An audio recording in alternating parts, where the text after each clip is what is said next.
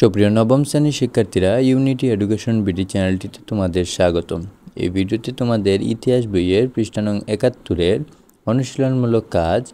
চলো এখন আমরা বাড়ির কাছে যে কোনো দোকানের পণ্য সম্পর্কে কিছু তথ্য লিখি। এখানে দোকানের যেসব পণ্যের সরবরাহ বেশি, এখানে পণ্য সম্পর্কে লিখব।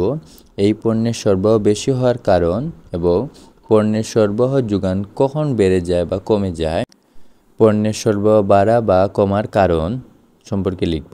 তাহলে চলো শিক্ষার্থীরা আমরা এই ছকটি পূরণ করি। দোকানের যেসব পণ্যের সরবরাহ বেশি, প্রথমে লিখব চাল। এই পণ্যের সরবরাহ বেশি হওয়ার কারণ দাম বেশি, দাম বাড়লে যোগান কমে আর দাম কমলে যোগান বাড়ে। পণ্যের সরবরাহ বাড়া বা কমার কারণ দামের হ্রাস বৃদ্ধি। পরবর্তী পণ্য ডাল।